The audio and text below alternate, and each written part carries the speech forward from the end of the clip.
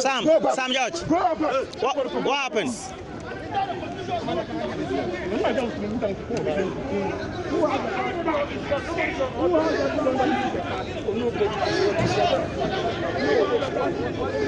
No exchange words. You there? Why this one no dey, sir?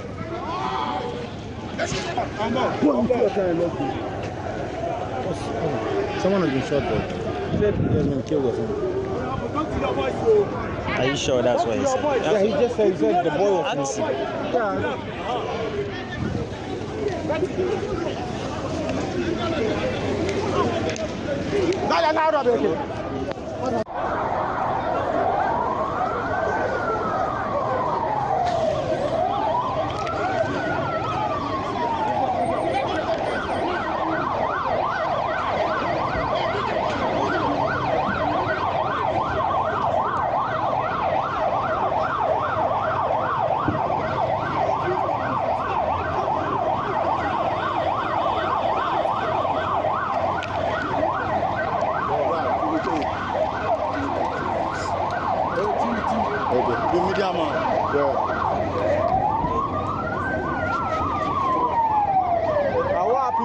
Take that one. So if they take that one, I don't go there. I can only report what I see.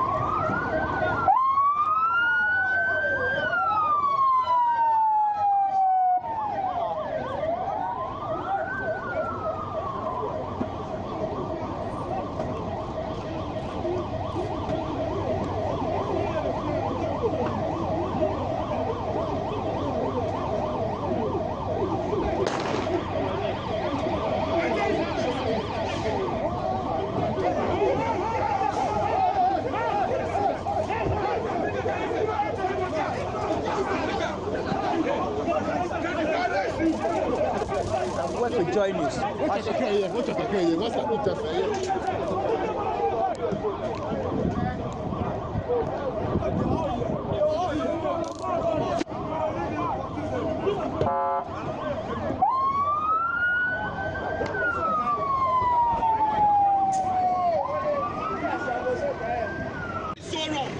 This is so wrong on every score, but no matter how long it takes, we will fight. This is so wrong. You kill a man in his own house. His own house. We'll see you guys. We'll see you guys. His own house. His own house. be careful. You kill a man in his own house. That's fine. I should what? I should what?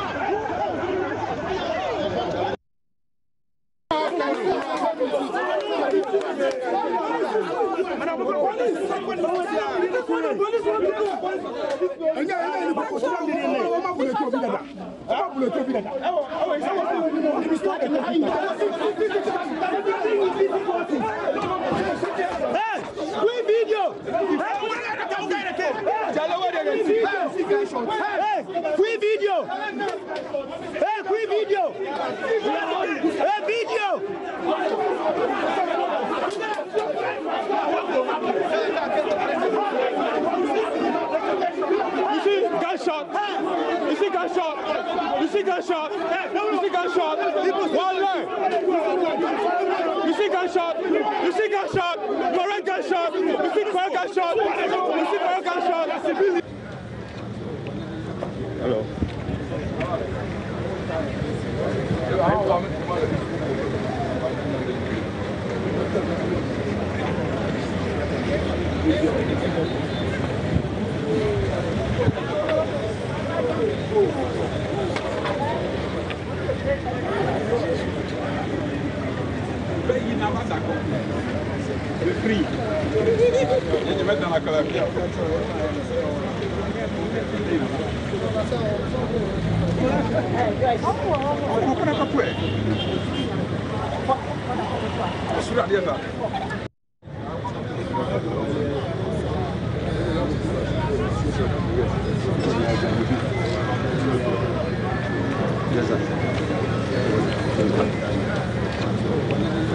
Hello.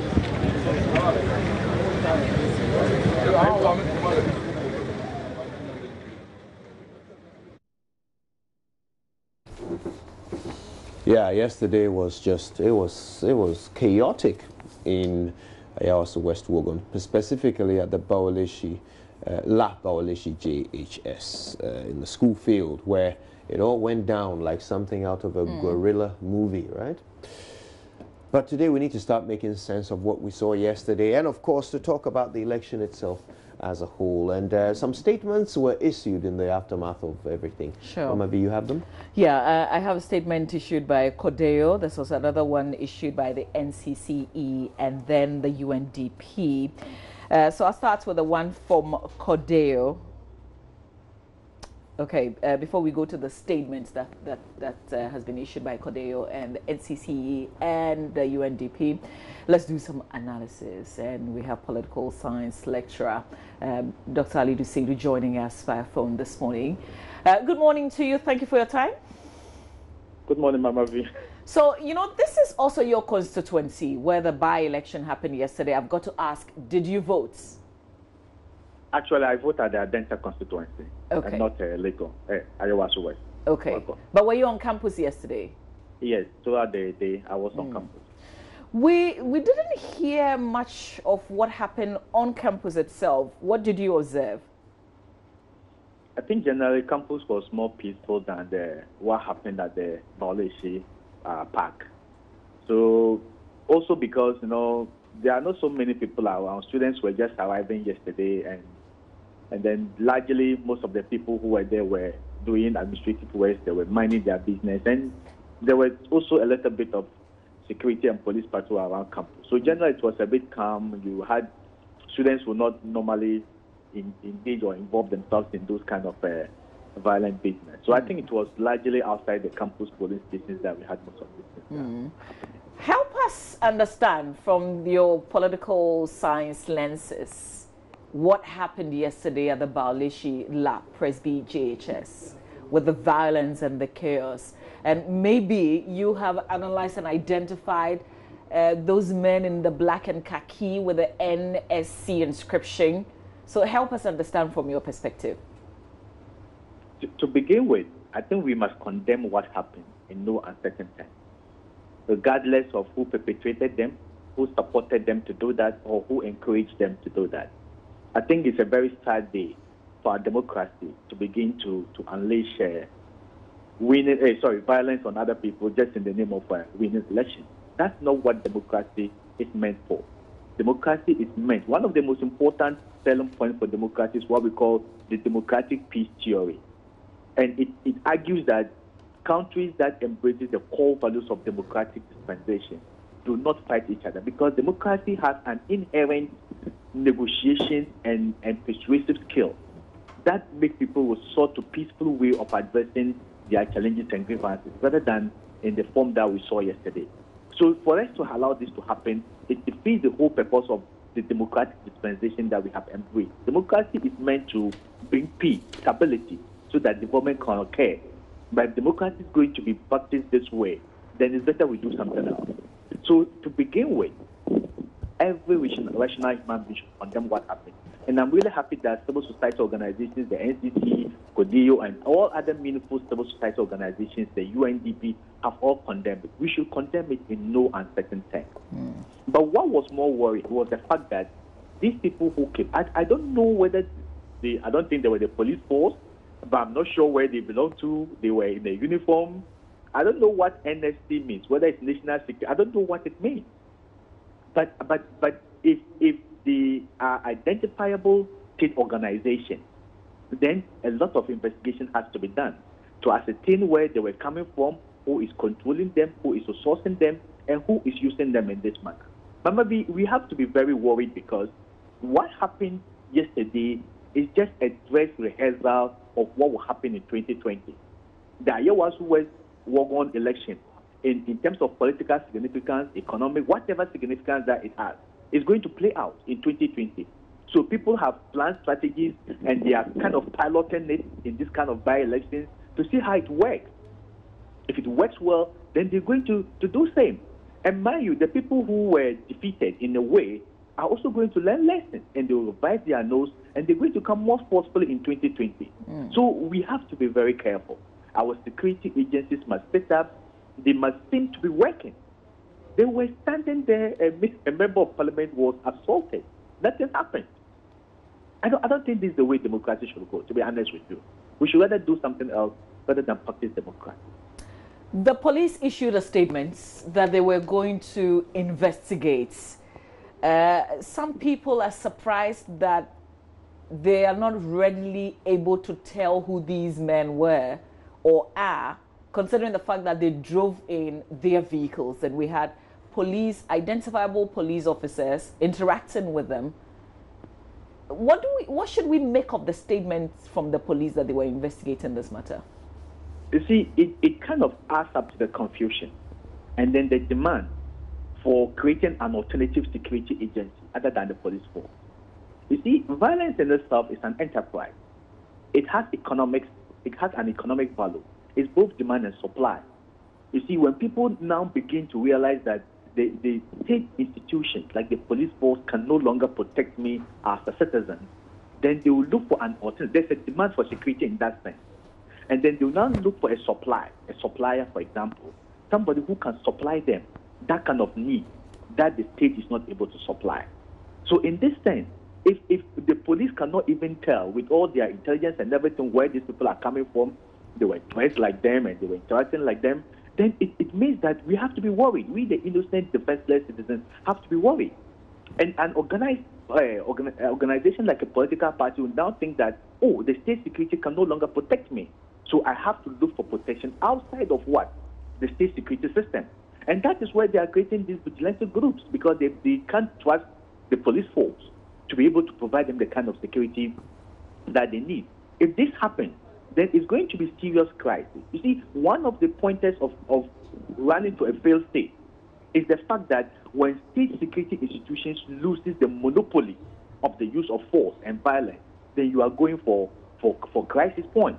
Because now it is only state security institutions that have the power to wield weapons and use violence to defend the Constitution. If any other body other than the state can use force to achieve an aim, and then the security forces cannot do anything about it, it is more worrying in a democracy. So now you begin to have factions, classes of people who can now use force to achieve an aim other than the state. And it is only the state that is invested legitimately with this kind of power. So when people begin to arrogate this power of the state to themselves, then you are heading for crisis point. And that is what we shouldn't allow to happen. And that is why the state security institutions must sit up and do something about this, to reassure people that we are safe, 2020 is going to be peaceful. Other than that, people are going to look for an alternative means to protect themselves. And that is not going to augur well for this country. Let's look at fallout of the violence, the shootings. NDC pulled out of the race. Some said it was perhaps too late. But is there any significance, or can you assess that? Can we analyze that? Does that mean anything? Yeah, pre-election analysis and most of the research suggested that the MPP is likely going to retain that seat.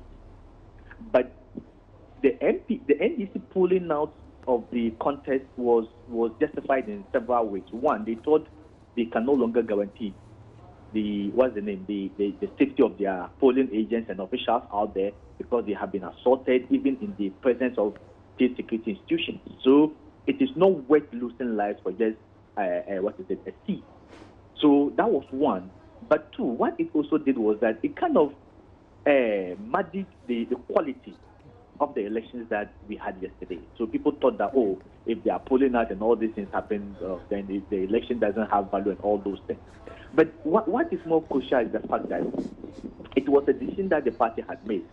And whatever reasons that they give for that particular decision is understandable to their people. But I was also thinking that given the fact that this seat is traditionally an MPP seat, they should have contested, and then based on the results that will come, they'll be able to tell where they are in relation to the voter population, and that can inform strategy moving into 2020. If the difference if they were able to close the 10,000 plus difference that they had, they know that, oh, we are doing well. If we work this other way, we'll be able to capture the seat. Or if they were not able if the MPP were able to widen the gap, then they know that we are not doing well. We have to set up.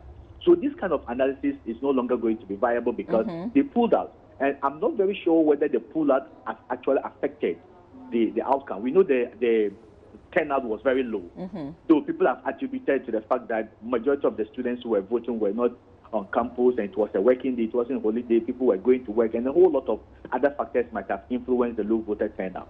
But I'm not sure whether the NDC decision to pull out also had an impact. If it did, then it means that the NDC has lost the opportunity to be able to do a critical post-election analysis. Okay. And so will the MPP, because if they pull out, then what's the guarantee that if they were going to run in a more competitive election, this is the same result that we had would have been what we had. So it's kind of, but it also gave us a very bad press internationally. Yes. If you read the BBC and several, it was all over social media that opposition party has pulled out of election because violence were unleashed on them. You see, we are building a democracy that is a selling point to the world and to the continent of Africa. So issues like this, you can no longer go and delete all the social media posts and all the things that have been written about this event, whether it actually happened that way or not. And that also affects our international image as a democratic state and people doing business here. How does this affect people showing up to vote in 2020? When we talk amongst ourselves privately, the incident, I call it. One of my students came to my office, and then I asked her whether she has voted. She said no, and I said, "Will you go out and vote?" I said no, she's scared. So you see, that event actually affected turnout. I would choose my life rather than voting for somebody to win an election if I know the environment is not safe for me to do that. So once we embrace democracy, we must embrace it entirely. We don't selectively apply some of the rules and leave. Could we see this stretching into 2020 so that people would say, based on what we saw, which you have said, this is a dress rehearsal for 2020, people will begin to advise themselves and say, oh, this was even Ayawaso West Wuogon. This is an area that is not noted for this. I'm not, based on what happened, going to vote in 2020 because I won't be able to protect myself. I know political parties will prepare. The NDC has learned its lessons from what happened yesterday. The MPP will also revise its strategy from what happened yesterday. But I'm not sure that will broadly affect turnout in 2020 unless the 2020 election is going to start the way the Ayawaso West Wuogon election started. If on the voting day, this kind of violence begins to manifest, people will rather stay at home than come out to vote. But the fact that this happened doesn't mean that 2020 is going to be the same thing. But definitely, I know you've heard what they've said. They should go out, march them boot for boot. They'll prepare. There was poor planning. So definitely, the political parties, the two dominant political parties, will definitely revise their strategy moving into 2020. But if the security institutions are able to stay on top of the game, and then calm is restored, and then there's stability on the day that we're going to vote in 2020, I think a lot of people come. From the response that came through from the police, does that give any assurance that they can stay on top of the game? I am not very sure about it myself as a citizen. And looking at what happened, I am still not very sure, unless they prove otherwise. I think we've heard a lot of statements coming from the police regarding a lot of incidents that have happened in this country, and we know how it all ended. So I think the Ghana Police Force and the national security apparatus in this country must walk their talk. We are tired of listening. We want to see action. Doc, Kojo here. I've been thinking about this, and I'm glad we can run this by you since you are a political analyst. These armed men who were deployed during a by-election, for some reason, masked up outside the home of the NDC candidate. Politically, what's the relevance of that? Sorry, can you come again? You said they masked out They masked up outside the home of the NDC candidate, not the NPP candidate or PPP or LPG. There were 3 other options that they neglected and went to the NDC candidate's home and masked up there. I think from the explanations that I got, they said they had picked intelligence. The security services has picked intelligence that some people were barred to the NDC candidate's home to actually disrupt the election. So maybe that may be, I'm not sure how true that is. Maybe that may be the reason why they went there. Okay. But I don't think even if that was true, that should have been the right. The National Police Service should have been deployed there, not any other agencies, paramilitary agencies or whatever you call them, other than the police force. And to hold a parliamentary candidate hostage, quote and unquote, in that particular manner, is going to put a lot of fear on people who want to put themselves up and serve this country. I'm not. Sorry, I'll let you finish that point. Please, you talk. Okay, all right. I was just going to ask, this was a by-election in one constituency. Normally, in the arrangement of these events, the EC would be the authority here. Would it be the EC that would determine what levels of security generally they want present during the proceedings? Or will it be the police? Who decides how many men to deploy and how heavily armed they should be and which units they should be from and so forth? I think the Electoral Commission works closely, in close consultation with the National Security Establishment, so that maybe they can give them the list of polling stations and then based on previous experiences, we have hotspots. You always know that this particular polling station, there's always prone to violence. This one is more peaceful. This one is more that. So the police force will now look at previous history and then pattern of violence occurring in polling stations and now determine to deploy. So they know that if you go to some polling stations, they may not even be a police officer. It's just a polling agent or maybe immigration officer or something like that. And you go to other polling stations, you see police officers but not armed. You go to other polling stations, you see police officers heavily armed. So it depends on the trouble spots in the election polling station. I guess what I'm trying to establish is whether the Electoral Commission would have been aware that this particular unit of NSC men would be participating in security activities that day. Would the Electoral Commission be aware of this in advance? I'm not sure that will be the decision or the call of the Electoral Commission. I think the Electoral Commission briefs the National Security Establishment. These are the polling stations. Then I think the National Security will now take the decision based on previous experiences of hotspots and determine who to deploy. But in the deployment, there should be police service or the military or national. It should be security services of the state, whether immigration or fire service or police or the military, but not an institution that we cannot even identify so we can't even identify. I don't know what NSC means, I don't know what they mean and where they are coming from, and their role in providing security for an election. So these are things we should investigate and make sure it doesn't happen. Just one more quickly from me. We've seen images of a member of parliament being beaten by these men. Politically, is this a watershed moment? Has that veil of privilege that appears to clothe members of parliament wherever they go, has that suddenly been ripped apart? I think so. They have privileges, even though being given a privilege comes with a reasonable, responsible behavior. But the fact that a member of parliament who has been offered a privilege in the discharge of his duty is protected by law, is treated this way. Could you, me and you, there will know where to hide. I hope it doesn't come to hiding. Meanwhile, though, the national coordinator of the Coalition of Domestic Election Observers, Albert Ahin, is saying that the organization will soon issue a statement on the conduct of the election. He's, however, blaming the low voter turnout on the presence of several armed security personnel at these polling centers. Mamabi has the statement. Doc, please stay with us. We don't want to lose you just yet. But Mamabi has the statement, and then we'll share that video with you. So Cordeo, for instance, says that it is alarmed about the apparent lack of proper security coordination for the election, and they make several observations. The observers noted several instances of heavy and intimidating security presence at most polling stations observed. Many polling stations had not less than 5 uniformed security personnel, and in some cases as high as 15.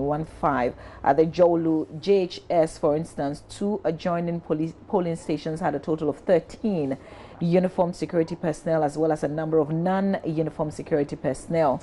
At the Christian Book Center at East Legon, 9 uniformed security personnel and other non-uniformed security personnel could be seen at the 2 adjoining polling stations. Many polling stations also had security agents in plain clothes, some of whom claimed to be national security operatives. Some polling stations had separate security teams from the police, the immigration service, and national security in quotes. Polling stations were frequented by mobile patrol teams of security personnel, sometimes at short intervals of less than 30 minutes. Even more worrying was the presence of masked security operatives at polling stations who could not easily be identified and thus could not be held accountable for any misconduct. The statement goes on to say that some non-uniformed security operatives displayed lack of understanding of the electoral rules and regulations. At the prison's JHS at Roman Ridge, for instance, security operatives who claimed to be national security operatives positioned themselves next to polling officials, and when a stationed uniformed police officer alerted them to move away from poll officials, a pickup full of many more of the so-called security operatives descended on the police officer and attacked him for doing legitimate work.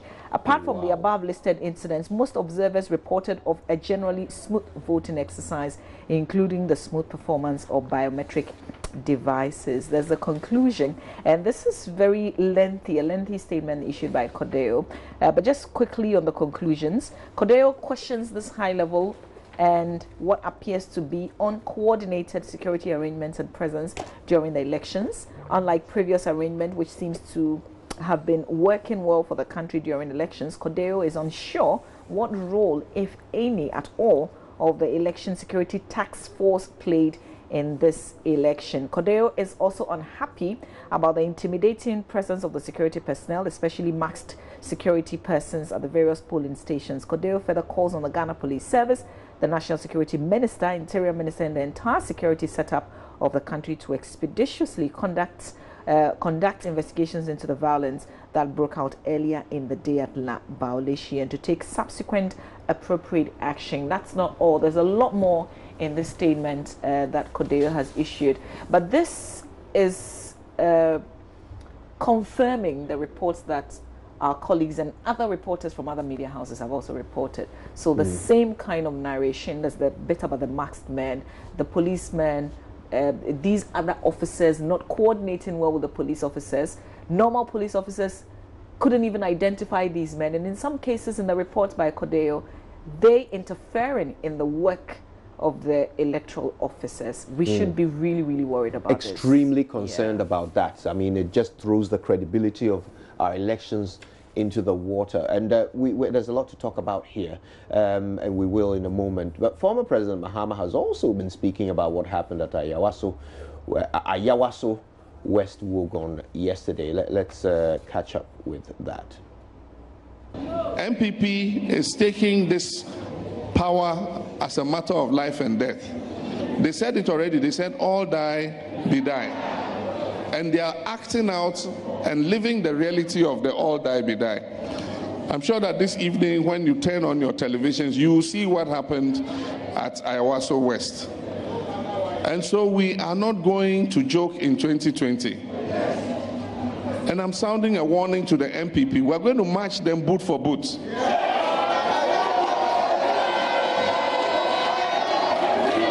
We respect the constitution of this country. And NDC is a democratic party. And that's why we abide by the rules of the constitution. But the same constitution says that Ghanaians should resist anybody who attempts to subvert the constitution. And when you go rampaging with forces and intimidating people when they should come out and vote, you are subverting Ghana's constitution, and we have a right to resist you. And so we'll get a full briefing of what happened, but I just want to sound a caution that NDC has revolutionary roots, and that when it comes to unleashing violence, nobody can beat us in unleashing violence.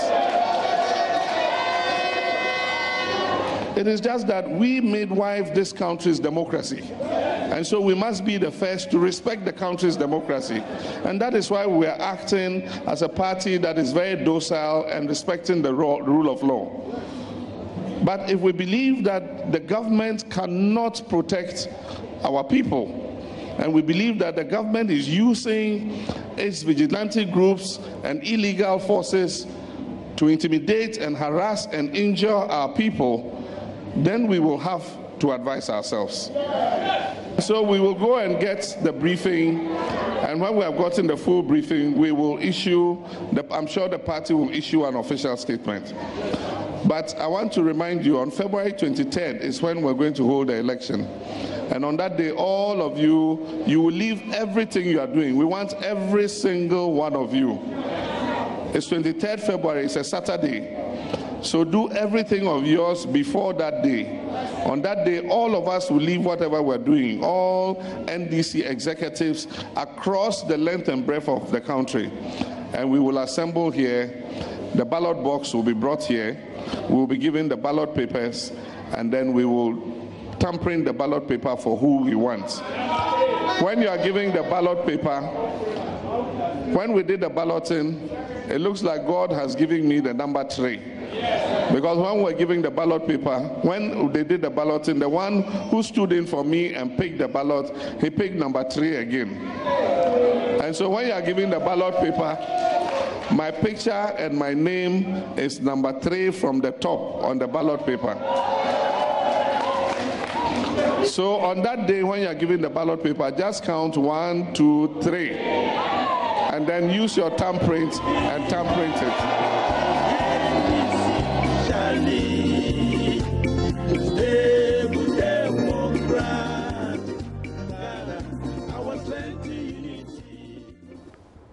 Well, that's what former President John Dramani Mahama had to say about yesterday's violence, that they will match the NPP boot for boot in 2020, and that no party can unleash violence like the NDC.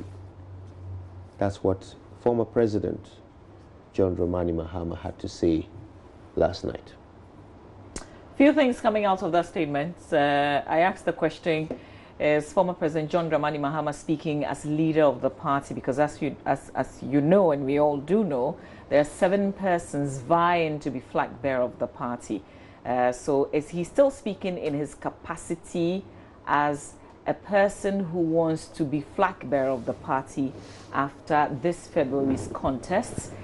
So is this the points of the party, or this is the point of view of John Dramani Mahama? That's very important.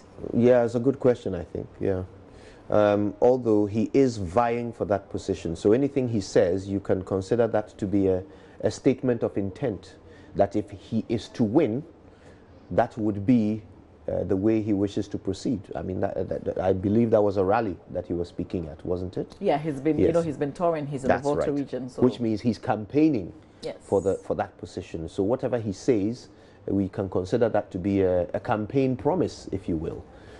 So this is what he's promising, that if he wins, they will match the NPP boot for boot, and that no party can unleash violence better than the NDC. Well, we will get some analysis on what President John Dramani Mahama has said in this video that we played to you, but there are other institutions who are still condemning the violence heavily from yesterday. So the UNDP also issued a statement, and they said their attention had been drawn to media reports of violence and a shooting incident by unidentified armed men at the Baoleshi Presby JHS polling station during the by-election, leading to the injury of at least 6 people. The statement says that we strongly condemn such impunity and acts of violence which undermine Ghana's hard-earned democracy and peace. Ghana, as a pillar of stability in the sub-region, must not become complacent. So they are calling on all to avoid violence and the use of inflammatory language that could further increase tensions. Okay, so this is a statement issued by the UNDP, signed by the resident representative here in Ghana. So this is not looking good for us, but I guess, you know, the even a stronger statement coming from John Dramani Mahama. You know, it will be good to get political scientists analyze what he has said, the implications of the words that he had to share yesterday in the Volta region. That's very serious. Indeed. And you know, we talked a little bit about our international reputation yesterday, didn't we? Where in reference to the Kennedy Agyapong situation. This is not going to look good on us internationally either. And for a country that is so bent on looking good, you know, that is a preoccupation of Ghana. We want to look good. We don't want to be good. We want to look good. And this is something that obviously is going to deduct from the shine. Absolutely. You know, and it's going to affect all other areas of life. Investment. You know, the president is traveling across the world, trying to get people to come and spend money here in Ghana. But, you know, safety and security is one of the first things people consider when choosing where to go and spend their money. Absolutely. You know, if I bring my money to your country and somebody does something wrong, will your law enforcement and security services work according to the law so that I can seek redress? If they won't, I'm not coming. I think that's really the thought process of an investor. Let's stay with this with security, because we've got security expert Emmanuel Suate, who's joining us via phone with some perspectives on this matter. Mr. Suate, I've got to ask you, good morning. First of all, have you heard the statement or the words of John Dramani Mahama? Have I read and or heard the statement of President John Mahama? Yes, sir. Context, please. Okay. So, first of all, let's talk about the violence from yesterday. He gives a response as he was touring the Volta region. And that's why I asked that. So it's related to the violence and the chaos from yesterday at the by-election, the Ayawaso West Wuogon by-election. But I've not read it in detail. If you can give me a summary. So can you just hold on the line? We're just going to play it so that you can get an understanding of what he said. I shall. Okay. MPP is taking this power as a matter of life and death. They said it already. They said all die, be die. And they are acting out and living the reality of the all die, be die. I'm sure that this evening when you turn on your televisions, you will see what happened at Ayawaso West. And so we are not going to joke in 2020. And I'm sounding a warning to the MPP. We're going to match them boot for boot.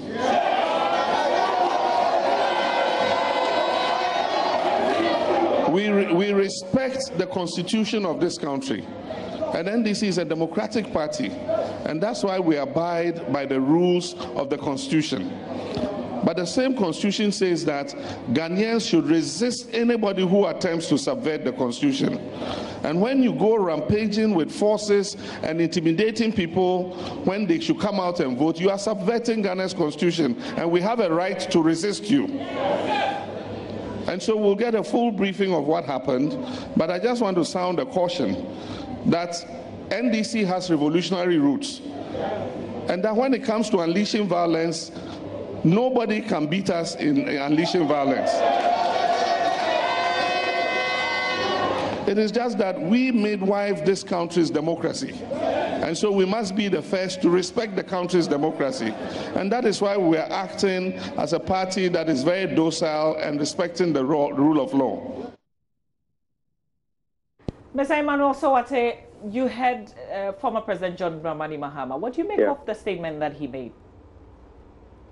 Your question again, please. I'm asking what you make of that statement. I would have loved if you have, because there are also narratives from the other side in the past, and I think currently that supposes that the violence is from the other party and that they can also respond. So I'm sure that when you play the two, it helps, because when I analyze one party and leave the other, I might be perceived in a particular light I don't want. Okay, so Mr. Sowate, I can. Mr. Sowate, this is what I'm going to say. So you can broaden your analysis to whatever points, because this is the response that he gives to the kind of violence that we witnessed yesterday from particularly the La Bauleshi Presby JHS school. A number of things. Let me say hello to your guest. He made a very good point these are words I've heard time and again. Money is a coward. Money goes to the places where it is safe and secure. So anywhere that you have violence, let me define money. I'm talking about the corporate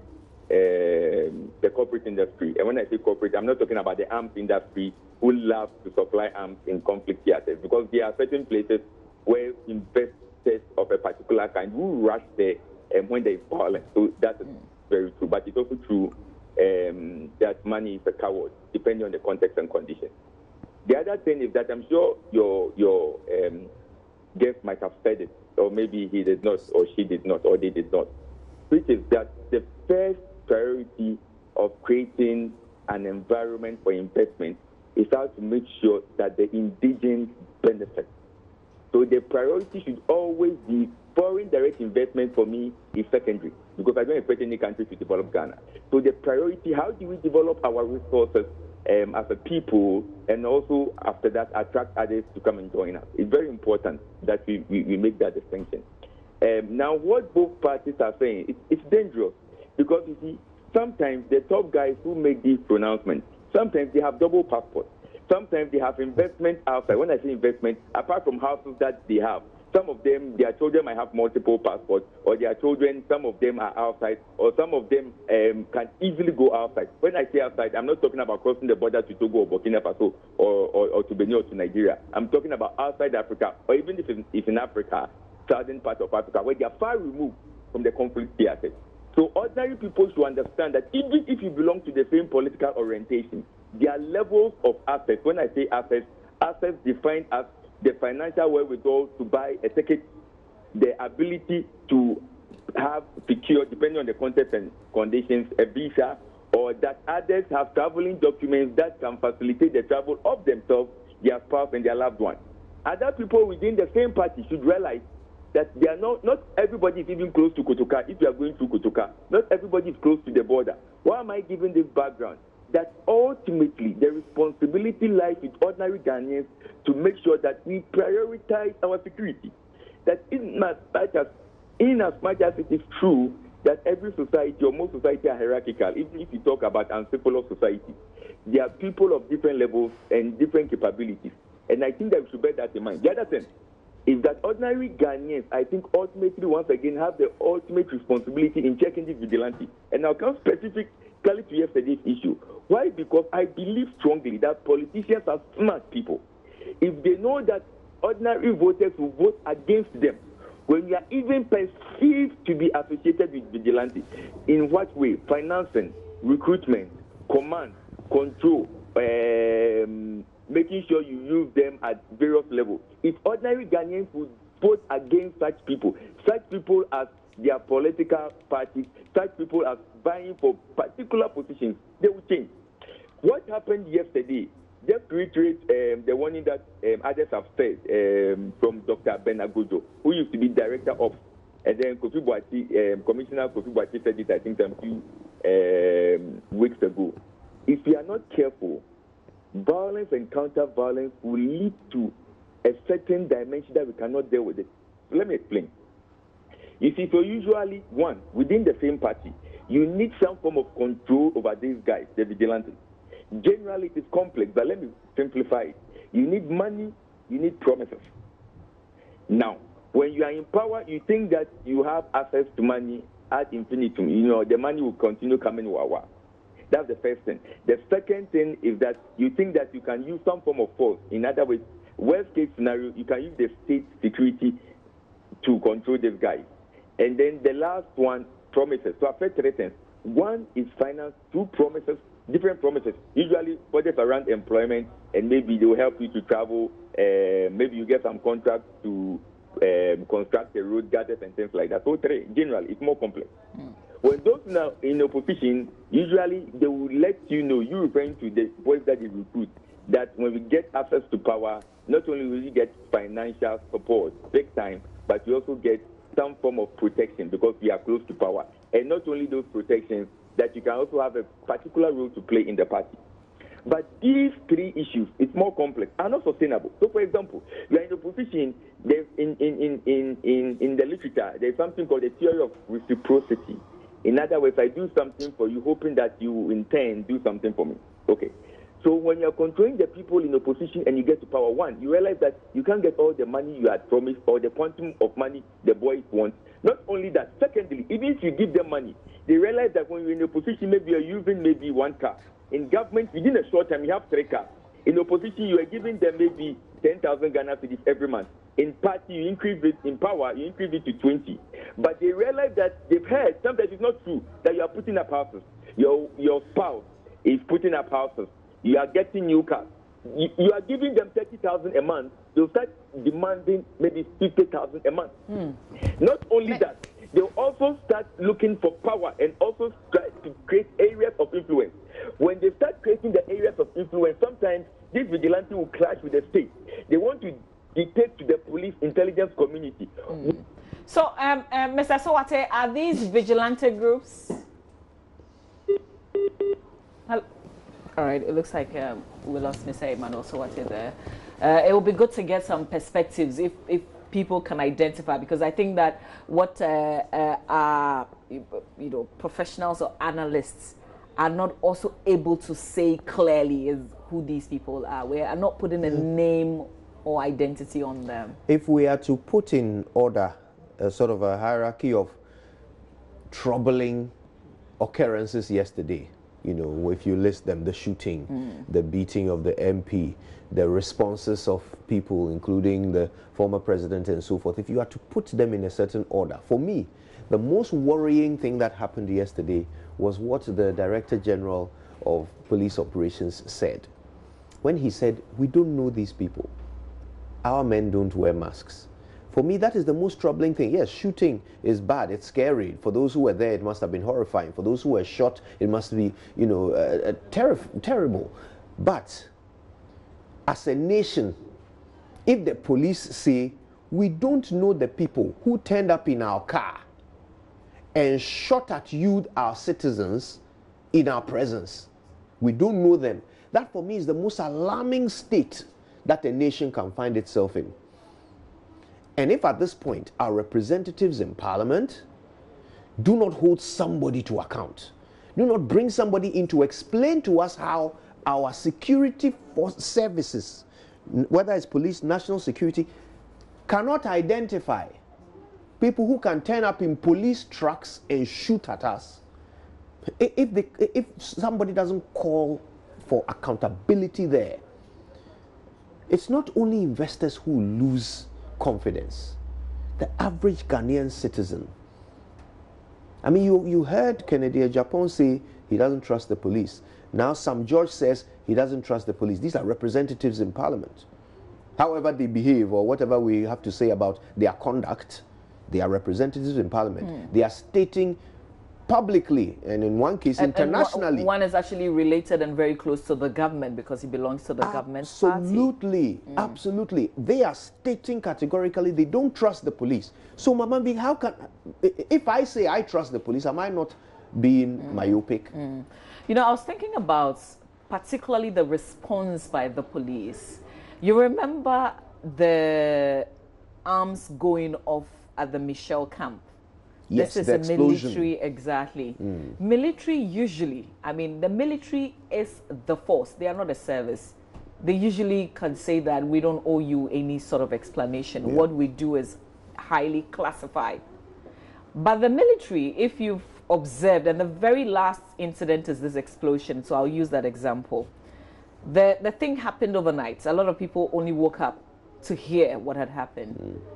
But that morning, we saw the top military hierarchy go to the venue of the explosion and explain to the people and media personnel what had happened, the cautions, the advice thereof, or thereafter.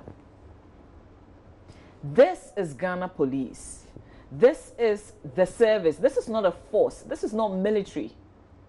But the military did this, and we've seen how they've responded in recent times, the Ghana military, the Ghana Armed Forces, to things that happen in this country. They are almost becoming like a service. But this is Ghana Police. They deal with you and I. They are the people that we have to go to. Like, you shouldn't be afraid when you approach a police officer. They owe us an explanation. They haven't put a face to what happened yesterday. They only issued a certain statement to tell us, after their men on the ground had said they didn't know who these people were, they issued a statement to tell us that they are investigating this matter. And guess what? How are we supposed to receive this? And guess what? They have even cancelled the press briefing that was scheduled to happen. The opportunity, the next opportunity for us to understand what is happening, the next opportunity for them to interact with us and explain what's going on. They've cancelled it. So basically what they are doing is they are quite clearly indicating to Ghanaians that we don't know what we are doing and we're not going to account to you for it. Okay? They've said it clearly. If they're not confused we themselves. don't know who these people are. We don't know. So clearly we don't know what we are doing. We don't know. We say we are going to investigate, but how are we going to investigate? We don't know these people who stole our car and came to shoot you. We don't know them. Even though they were shooting you in our presence, we don't know them. So when we say we are going to investigate, I honestly wonder how they intend to do this. And then they've cancelled the press briefing, the opportunity for accountability. But this press briefing, could you remember, we were expecting, because this incident had not happened, this was a scheduled press briefing. Yes. So we were hoping to get an update on the girls kidnapped in Takrade. And other violent I'm sure they crimes knew that that, occurred. yes, exactly. That's how they advertised it. They were going to brief us on recent spate of criminal activities. This is criminal activity. Shooting unarmed innocent men during an election is criminal activity. They've cancelled the press briefing. They've cancelled it. Even answer, because Cordero is a very credible civil society group. They've been observing elections in this country. We have very credible organizations coming out with their own observations. The high-handedness, the high level of security deployed. Some officers didn't even know what was going on. The frequent patrols. These are very serious observations that they've made. And we need the police to respond. What kind of security did they provide yesterday? Who did they put on the ground? What were they supposed to do? We've heard the bit about the intel that they received, but you owe us every explanation, because you're Ghana Police Service. You're not Ghana Armed Forces. It's amazing. It's amazing. The aftermath of this thing, Mama B, beggars belief. I am still shocked that Parliament hasn't said a word. All kinds of people are issuing statements, but Parliament, a member of which will be beaten at this location, haven't had a word to say about it. Are we really going to put partisanship above everything, including the very fabric of our democratic society? Really? And this, by the way, this is happening during the regime of a party that prides itself in being the party of the elite, right? The property-owning democracy. So these are the most enlightened amongst us, from their own definition of themselves. This is enlightenment. During an election, you deploy armed men who don't mind breaking the law, shooting into crowds of unarmed civilians. They don't mind doing this. You've deployed them to walk around in a constituency, to show presence at polling stations, to assault a police officer doing his job at a polling station. This is all happening during the government of an elite political party. It's so difficult. Look, I talked myself hoarse under the regime of the NDC. Corruption here, corruption there, corruption this, that, governance problems here, talk, until they branded me enemy of the NDC. Now the MPP is in and we're talking about, violence. So in the next election, what choice is the Ghanaian faced with? What is the choice here? Well, lots of questions. I guess more analysis coming up. It's hard when you have to do this without the response from the police or even the Electoral Commission. This was organized by the Electoral Commission. They owe us every explanation. What was agreed with the Ghana Police Service in terms of security? How did this affect their work yesterday? Because obviously, if you read the statement by Cordero, it did affect their work somehow.